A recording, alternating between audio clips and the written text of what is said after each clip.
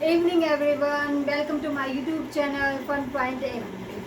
तो कल हमने क्या किया था, जो physical interpretation of quantum number का टॉपिक स्टार्ट किया था वो हमने कर लिया था कि acceptable solution of the Schrodinger wave equation तक हमने पूरा सोल्व कर लिया था पार्ट 1 में। अगर आपने अभी पार्ट 1 में देखा तो प्लीज़ पहले पार्ट 1 देख लीजिएगा। उसका जो आपको लिंक है वो डिस्क्रिप्शन बॉक्स में मिल जाएगा, प्लीज़ पहले वो देखिएगा। फिर ये आगे का है क्योंकि हमने पहले acceptable solution of Schrödinger wave equation निकाला, देन हम क्या करेंगे, आप करेंगे इंटरप्रिटेशन ऑफ क्वांटम नंबर। वैसे टॉपिक का नाम तो इंटरप्रिटेशन ऑफ क्वांटम नंबर ही था, बट स्टेप वाइज सोल्व करना होता है। पहले स्क्रोडिंगर वेव इक्वेशन सोल्व करो, उसके एक्सेप्टेबल सॉल्यूशन निकालो, देन उसके बेस पे हम क्या करते हैं, इंटरप्रिटेशन ऑफ क्वांटम नंबर निकालते हैं। तो हाफ से ज़्यादा पार्ट हमारा हो चुका था फर्स्ट वीडियो में, तो आप वो प्लीज़ देख लीजिएगा। देन जो रिमेनिंग पार्ट है वो आज हम करेंगे interpretation of quantum number on the basis of the acceptable solution of Schrödinger wave equation. तो अभी देख लेते हैं। तो हमने क्या किया था, हमने निकाला था एक्सेप्टेबल सॉल्यूशन, क्या निकाली थी, इंटरप्रिटेशन निकालना था। मतलब हमें क्या था, क्वांटम नंबर्स हैं वो निकालने थे हमारे, कि एमएल क्या किस पर कैसे डिपेंड करेगा, कैसे वैल्यू आती है, या एल, या हम बात करें N is the principal quantum number, वो उसका इंटरप्रिटेशन करना था। तो वो कैसे आएगा वो बात कर लेते हैं हम। During the search of acceptable solution of 3D time independent Schrodinger equation 3 quantum number are arise those may be tabulated as, कि जो हमने सॉल्यूशन देखा, जो हमारे 3D टाइम इंडिपेंडेंट हम स्क्रोडिंगर वेव इक्वेशन लेके चले थे इन स्फेरिकल पोलर कोऑर्डिनेट, और उसका सॉल्यूशन निकाला हमने 1 by 1 by Legendre polynomial use किया, हमने लेग्यूरी किया और डिफरेंशियल ऑर्डर इक्वेशन का जो फॉर्मूला था वो यूज किया, फिर हमने सॉल्यूशन निकाला और उससे हमारे जो 3 क्वांटम नंबर आए वो कैसे आए वो देख लेते हैं। कि एन आया हमारा, एन तो क्या होता है, ऑल इंटीजर होता है, that is 1 2 3 and sure. And L क्या आया हमारा, 0 1 2 3 से लेके n माइनस 1, मतलब n से एक वैल्यू कम होता है हमारा l, that is orbital quantum number. And ml magnetic orbital quantum number की वैल्यू आई थी हमारी 0 plus minus 1 plus minus 2 so plus minus l तक। तो ये हमारे 3 क्वांटम नंबर आए थे। अब इनकी वैल्यू कैसे हमारे सॉल्यूशन पे डिपेंड की वो देख लेते हैं। अब आपको अलग से पॉइंट बनाना होगा, क्योंकि आपको पता है कि जब भी हम लिख के आते हैं ना तो छोटी के रूप में नहीं लिख के आना, उसको हेडिंग फॉर्म में लिख के आना। भाई जैसे आपने हेडिंग बनाई फिर उसके बारे में लिखा, तो ऐसे हेडिंग बना रखी है मैंने भी। इंटरप्रिटेशन ऑफ एन, क्या हम क्या करेंगे, इंटरप्रिटेशन करेंगे एन का। तो इंटरप्रिटेशन एन का कहाँ से आएगा, जो एनर्जी हमने निकाली थी, हमने जो हमारा रेडियल पार्ट का सॉल्यूशन आया था वहां से आएगा। According to the Schrodinger theory of one electron atom की जो स्क्रोडिंगर थ्योरी है, स्क्रोडिंगर वेव इक्वेशन का हमने एक्सेप्टेबल सॉल्यूशन लिया था, उसके अकॉर्डिंग क्या था, the energy for the bound state of the atom having the following value, कि जो हमारी एनर्जी होगी बाउंड स्टेट के लिए उसकी वैल्यू क्या होगी। आप प्रीवियस वीडियो देखिएगा, वो लास्ट जो हमारा पॉइंट था वो एनर्जी ही थी, वहां से हमने एनर्जी कैलकुलेट की थी। तो एनर्जी की वैल्यू है E N is equal to minus mu Z square की power 4 8 epsilon naught square H square into 1 by N square. अब ये आप देख सकते हो साफ साफ कि जो हमारी एनर्जी है, टोटल एनर्जी किस पे डिपेंड कर रही है, सिर्फ एन पे डिपेंड कर रही है। और तो कोई प्रिंसिपल और तो कोई क्वांटम नंबर यहाँ इन्वॉल्व नहीं हुआ, बट सिर्फ एक क्वांटम नंबर इन्वॉल्व हुआ है, that is an. This shows that eigen value only depend on n, कि जो हमारी आइगन एनर्जी है या आइगन वैल्यू है ये सिर्फ n पे डिपेंड कर रही है। ये हम इस इक्वेशन से साफ साफ देख पा रहे हैं। Therefore, the n quantize the total energy of the atom, hence n is known as total और प्रिंसिपल क्वांटम नंबर। क्योंकि देखो एनर्जी की क्वांटाइजेशन, आप देखो E1 के लिए क्या होगा, n की वैल्यू 1 रख देंगे तो हमें लेवल 1 के कोरस्पोंडिंग एनर्जी पता चल जाएगी। जब हमने लेवल 2 के लिए निकालना तो n की वैल्यू 2 रखेंगे तो हमें क्या हो जाएगी, एनर्जी की पता चल जाएगी। तो टोटल एनर्जी क्या होती है, लेवल अलग अलग लेवल होते हैं, जितने होते हैं उनकी एनर्जी का सम अप होता है। तो जो टोटल एनर्जी क्या है तो वो बट गई, डिवाइड होगी, तो उसी को क्या होता है, क्वांटाइजेशन बोलते हैं। तो वो क्वांटाइजेशन किस पे डिपेंड की, सिर्फ एन पे डिपेंड करती है। तो जो हमारा एन है वो बताता है हमारी क्वांटाइजेशन ऑफ एनर्जी के बारे में, तो इसीलिए इसको प्रिंसिपल क्वांटम नंबर और टोटल क्वांटम नंबर कहते हैं। अब अभी हमने क्या किया, इंटरप्रिटेशन ऑफ हमने एन देख लिया है, that is principal quantum number. अब क्या देखते हैं, इंटरप्रिटेशन ऑफ एल देखते हैं। तो इंटरप्रिटेशन ऑफ एल लेंगे, हमने जो अपने रेडियल पार्ट इक्वेशन आई थी हमारे स्क्रोडिंगर वेव इक्वेशन को हमने वेरिएबल सेपरेबल मेथड से अलग अलग किया था, तो वो हमारा जो रेडियल पार्ट आया था वो लेना है अपने सबसे पहले। तो रेडियल पार्ट क्या था, 1/r² d/dr plus 8π² mu by h² e minus v minus l into L plus 1/r² into r is equal to 0। ये आपने कल भी देखा होगा, तो इसीलिए मैं पहले बोलती हूँ कि आप पहले पहली वाली वीडियो देखिएगा फिर ये कीजिएगा। तो अभी देख सकते हैं कि 8π mu π² into view by h² किसके साथ है, ई माइनस वी के साथ है। तो हम इसको कॉमन लेना चाहे तो क्या होगा, इधर क्या हो जाएगा, इधर डिवाइड में चला जाएगा, तो इसको हम कॉमन ले लेते हैं। 8π² म्यू बाई h² को कॉमन ले तो इधर क्या आ जाएगा, इधर हमारा आ जाएगा ये डिवाइड में। तो ये हो जाएगा हमारा h² 8π² म्यू और था l into L plus 1/r² और into r is equal to 0। ऐसे हो जाएगा। हमने 8π² म्यू बाई h² हमको हमने क्या ले लिया, कॉमन ले लिया। ये हमारा क्या रहेगा, E minus we minus H. तो आपको पता है कि टोटल एनर्जी होती क्या हमारी, तो हम क्या लिखेंगे, but we know that E is equal to kinetic energy is the sum of kinetic energy plus potential energy. तो K प्लस V लिख सकते हैं हम इसको। पर इस केस में जब हमारी क्या रेडियल भी हो रहा है हमारा एंगुलर का भी पार्ट था, तो हम क्या लिखेंगे, जो काइनेटिक एनर्जी है वो सिर्फ ऑर्बिटल के कारण नहीं है, ऑर्बिटल मोशन के कारण नहीं है, सिर्फ वो रेडियल मोशन के कारण भी है। तो हम क्या लिखेंगे, kinetic energy sum of two component, one is radial and second is orbital. की हमारी काइनेटिक एनर्जी दो टाइप से, एक रेडियल मोशन के कारण और एक ऑर्बिटल मोशन के कारण। तो काइनेटिक एनर्जी क्या हो जाएगी, K is the sum of K orbital plus K radial. ये सब्स्टिट्यूशन नीचे लिखना है, आप थोड़ा नीचे लिखिए, मैंने बड़ा लिख दिया ताकि आपको दिख सके। तो ऐसे लिखना है, ये आपको K ऑर्बिटल ऐसे चाहे ऐसे सिंबल लिख लीजिएगा। तो अब हम बता देते K ऑर्बिटल क्या होती है। K ऑर्बिटल क्या होती है, K ऑर्बिटल वो काइनेटिक एनर्जी होती है जो कि due to the motion of the electron around the nucleus. जब हमारे इलेक्ट्रॉन क्या होते हैं, न्यूक्लियस के अराउंड चक्कर लगाते हैं, तो उसके कारण जो काइनेटिक एनर्जी होती है उसे हम बोलते हैं K ऑर्बिटल। फिर बात आती है हमारी K रेडियल। K रेडियल क्या होती है, due to the motion of electron toward और अवे फ्रॉम द न्यूक्लियस। जैसे हमारे इलेक्ट्रॉन है न्यूक्लियस की साइड जाते हैं या न्यूक्लियस से अवे जाते हैं, तो जो मोशन के कारण हमारी काइनेटिक एनर्जी होती है वो होती है हमारी K रेडियल। ये लिखा भी हुआ है, K radial is due to the motion of electron toward and away from nucleus and K orbital due to motion of electron around nucleus. तो अब हम क्या कर लेते हैं, जो एनर्जी को एनर्जी में इधर इस इक्वेशन में काइनेटिक एनर्जी की वैल्यू पुट करेंगे इधर और फिर इधर पुट कर देंगे, तो हमारी क्या इक्वेशन बनती है वो देख लेते हैं।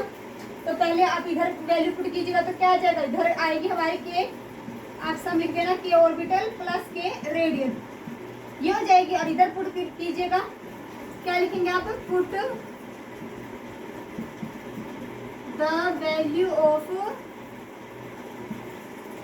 E इन, आपको रिलेशन को जो हमने वहाँ नाम दिया है इक्वेशन उसमें वीडियो 1 में, चाहे तो वो नाम दे दीजिएगा, शायद इक्वेशन 9 था, या आप कोई स्टार इक्वेशन दे देते हैं हम तो आप वो देख लीजिएगा इसको क्या नाम दिया है, put the value of E in equation star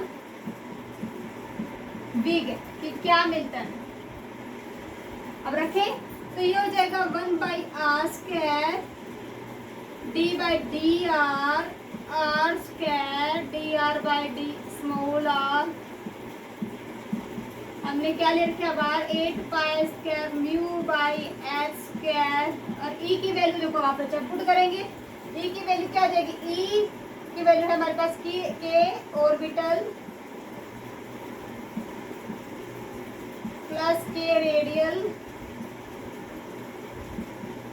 और क्या था, प्लस V था, प्लस V आएगा और एक ये हमारा माइनस V जो हमारे रिलेशन में था तो कैंसिल हो जाएगा। तो अब यहाँ से हम V हटा देते हैं, ये कैंसिल ही होना है। और क्या जाएगा, माइनस ये टर्म बच जाएगा हमारे पास h² 8π² mu r² l into L plus 1 और इंटू में r इज इक्वल। बट आप ये देखिए ये हमारा कौन सा पार्ट था, रेडियल पार्ट था। रेडियल पार्ट था तो इसका मतलब क्या होगा कि यहाँ ऑर्बिटल वाला पार्ट नहीं आता। ऑर्बिटल वाला पार्ट क्या होगा, मिस होगा, ऑर्बिटल वाला पार्ट हमारा इन्वॉल्व नहीं होना चाहिए। तो हम क्या करेंगे, लिख लेते हैं, इधर नीचे लिख लेते हैं, but it is the radial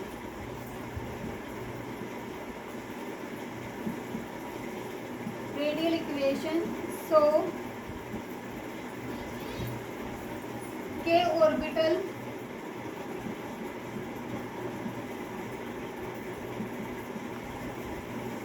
is not involved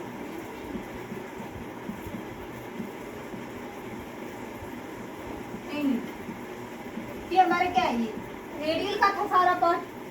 तो क्या हो, k ऑर्बिटल ये आना चाहिए, और k ऑर्बिटल कब ना आए, जब k ऑर्बिटल इस माइनस वाली वैल्यू की इक्वल हो जाए। तो देखो k ऑर्बिटल अपने आप स्किप हो जाएगा, कब, क्योंकि ऐसे थोड़ी काट सकते हैं, ऐसे नहीं काट सकते ना हम, काइनेटिक एनर्जी तो सब थी रेडियल और ऑर्बिटल का, तो ऐसे नहीं काटेंगे, तो तभी स्किप होएगा, तभी ये रिमूव होएगा इस रेडियल वाली इक्वेशन से, कि जब कि ऑर्बिटल क्या है इस वैल्यू के बराबर आ जाए, तो ये माइनस की हो जाएगी, प्लस की हो जाएगी, तो क्या हो जाएगी, कैंसिल हो जाएगी।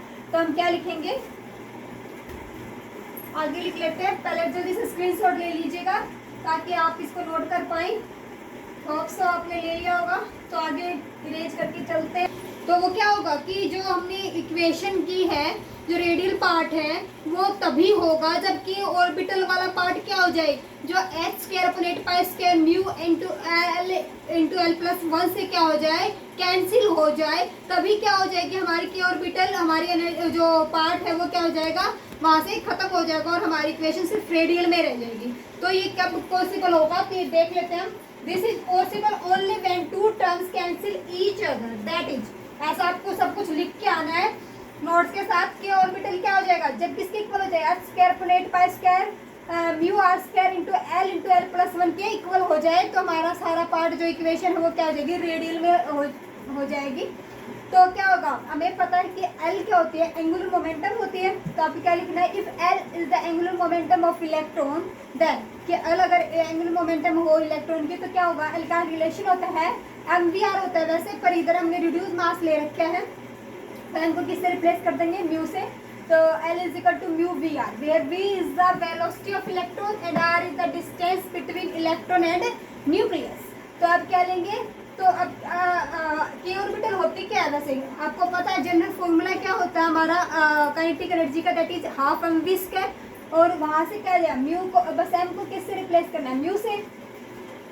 तो क्या k ऑर्बिटल क्या हो जाएगी, 1/2 म्यू v स्क्वायर। तो अब देखो v स्क्वायर की वैल्यू आपने b से उठानी है, तो v की वैल्यू क्या रखोगे आप इधर, v की वैल्यू रखोगे इधर L/μr, और स्क्वायर की रखनी है तो क्या हो जाएगा, स्क्वायर हो जाएगा, that is L square by mu square by R square. तो और यहाँ पे पुट करते ही, यहाँ की वैल्यू यहाँ पुट करते क्या, एक म्यू से म्यू कैंसिल, तो क्या हो जाएगा L square by 2 mu R square. क्योंकि देखो इधर आप पुट करके देखो, v की जगह, v की स्क्वायर की जगह क्या पुट करोगे, L square by mu square R square, तो ये कैंसिल हो जाएगा स्क्वायर से, तो क्या बच जाएगा हमारे पास L square by 2 mu R square. ये किसकी वैल्यू आ गई बच्चा, हमारी के ऑर्बिटल की वैल्यू आ गई है, ये हमारी म्यू वी स्क्वायर की थी। तो ये आपको नोट्स में सारा लिखना है। फिर क्या हो जाएगा, आप देखो ये भी के ऑर्बिटल है, ये भी के ऑर्बिटल है, दोनों इक्वल है, तो हम क्या कर देंगे, इक्वेट कर देंगे इक्वेशन ए और सी को। तो equating equation A and C वीक है, इससे क्या मिलेगा, दोनों इक्वेशन जो हमारी लेफ्ट हैंड साइड क्या इक्वल, तो राइट हैंड साइड भी क्या हो जाएगी, इक्वल हो जाएंगी। तो इक्वल पुट कर देना, इक्वल पुट करते ही हमारी एल स्क्वायर की वैल्यू निकाल लेंगे, एल स्क्वायर को एक साइड रख लेंगे और सबको एक साइड ले जाएंगे, that is L into L plus 1 H square four 4 pi square. तो एल स्क्वायर की से हम एल की वैल्यू निकालेंगे तो क्या कर देंगे, अंडर रूट कर देंगे, अंडर रूट ले लेंगे दोनों साइड, तो क्या हो जाएगा, अंडर एल की वैल्यू आ जाएगी L into L plus 1 under root L into L plus 1 into H upon 2 pi. ये हमारी वैल्यू आ गई एल की। अब तक हमने एन की वैल्यू निकाली थी, अब क्या निकाल दी, एल की, L is equal to under root L into L plus 1 into H upon 2 pi. पर हमने जब उसे किया था स्क्रोडिंगर वेव इक्वेशन के एक्सेप्टेबल सॉल्यूशन से देखा था, तो एल की वैल्यू क्या थी, रिस्ट्रिक्टेड थी, वो क्या थी हमारी since L is restricted to the values, क्या भाई क्या क्या वैल्यू टेक कर सकती है, उस पर रिस्ट्रिक्शन थी एल पे। वो क्या थी 0 1 2 से लेके n-1 तक हमारी वैल्यू टेक कर सकता है n। तो ये क्या दिखा रहा है, दिस सोच that electron can have discrete values of angular momentum, कि अब रैंडमली कोई भी मोमेंटम की वैल्यू नहीं ले सकता, डिस्क्रीट मोमेंटम की वैल्यू क्या ले सकता है, इलेक्ट्रॉन ले सकता है। तो अब क्या करेंगे, अब हम देख ये करते हैं कि अब हम इससे क्या जाता है, ये क्या दिखाएगा हमारा, डिस्क्रीट वैल्यू ले सकता है हमारा एल, तो ये क्या दिखाएगा हमारा क्वांटाइजेशन ऑफ क्या दिखाएगा, एल की दिखाएगा, एल की क्या दिखाएगा क्वांटाइजेशन। वो और देख लेते हैं हम, जैसे हमारी एनर्जी क्वांटाइज हुई थी एन पे डिपेंड कर रही थी, ऐसे ही हमारी एल भी क्वांटाइज होती है। This shows that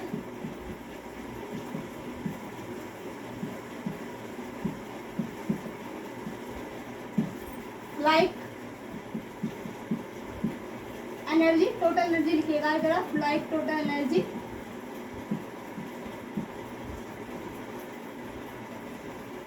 like total energy, the angular momentum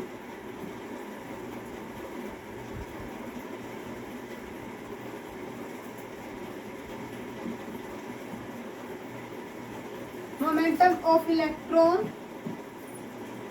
also quantized,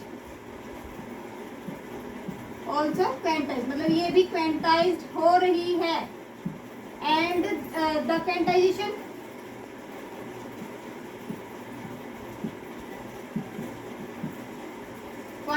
quantization depend upon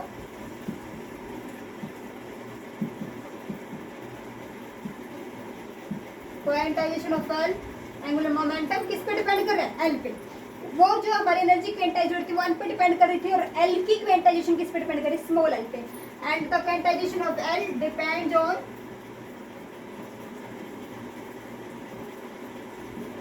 L, कि एनर्जी भी क्वांटाइज होती है, ऐसे ही हमारी क्या हो रही है, एल भी क्वांटाइज हो रही है, हमारा इलेक्ट्रॉन डिस्क्रीट वैल्यूज टेक कर सकता है। तो ये क्या कह दिया हमने, this shows that like total energy the angular momentum of electron also quantize, the quantization of L depends on L, या आप ऐसे भी कह सकते हैं the quantization of L expressed in terms of L. तो ये हमारी क्या थी, क्वांटाइजेशन ऑफ एल थी। अब हम करेंगे quantization of M L.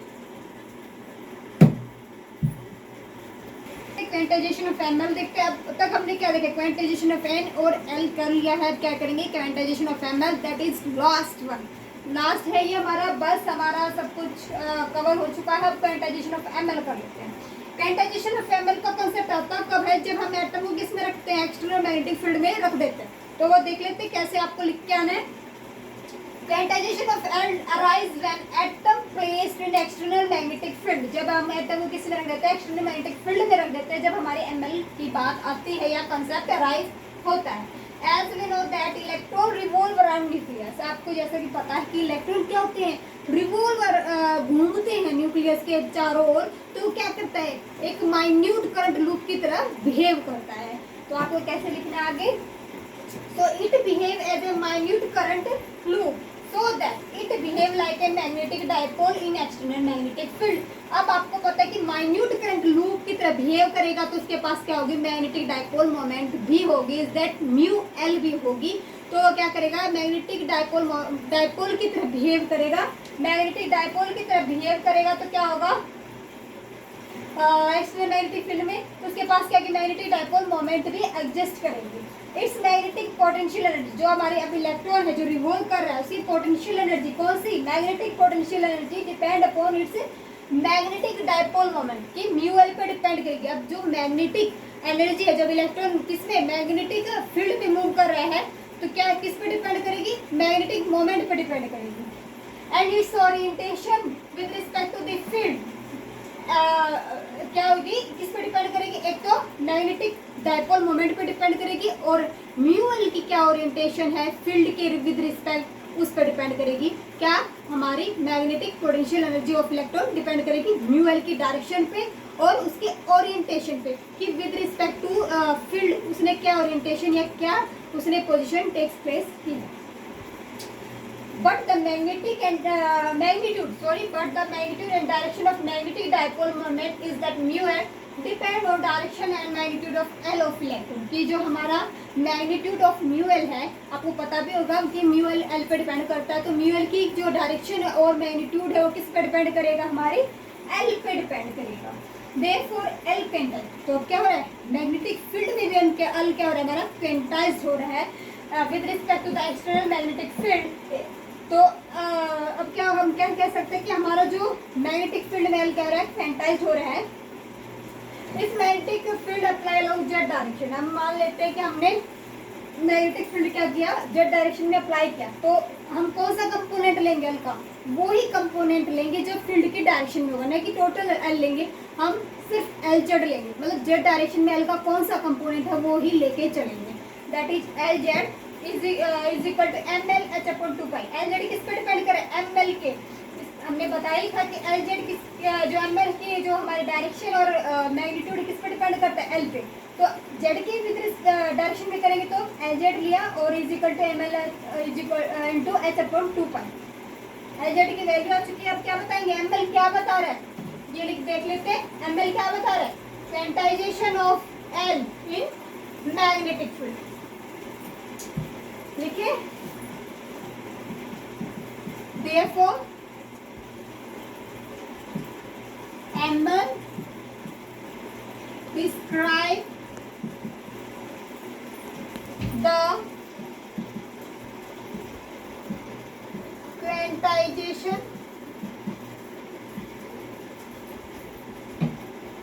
quantization of L in magnetic field।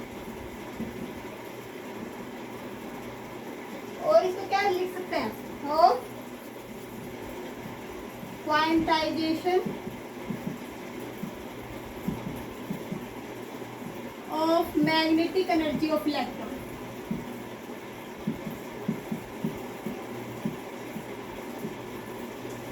ये हमारा एल क्या डिस्क्राइब करता है, एल पे डिपेंड कर रहा है ना क्वांटाइजेशन एल जेड का इन मैग्नेटिक फील्ड, तो एमएल डिस्क्राइब करा के हमारी क्वांटाइजेशन ऑफ एल कैसी होगी, या magnetic energy of the electron है उसकी क्वांटाइजेशन को हमारा एमएल डिस्क्राइब करेगा। और आपको पता है एमएल की वैल्यू किससे रिस्ट्रिक्टेड होती है, ML restricted by the following values.